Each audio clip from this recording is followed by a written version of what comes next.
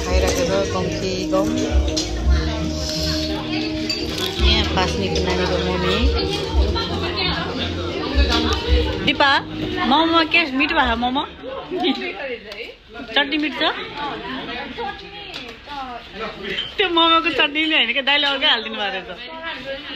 एउटा भाइ चाहिँ पुरा बियर ल्याउँदै हिँड्छ पास्नी नानी एउटा हातमा बियर एउटा हातमा छोरी बोकेर हिँड्छ किन्छना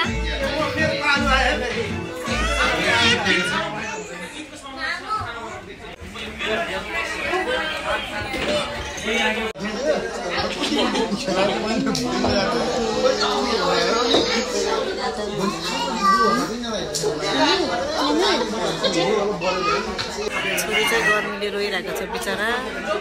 सिटी रोइरहेको अनि सबैजना रमाइलो गर्नु होला आइदिनु भयो धेरै धेरै खुसी लागेको छ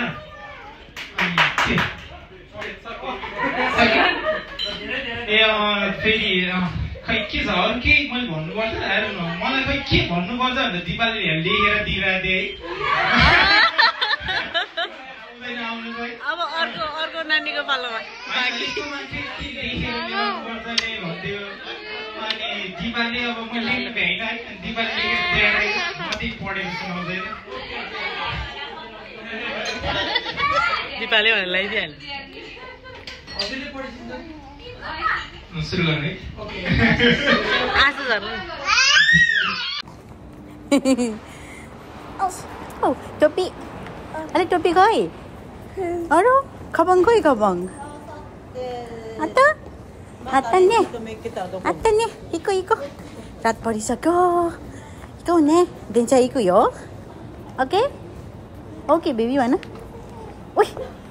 निन्द्रा लागेर यसलाई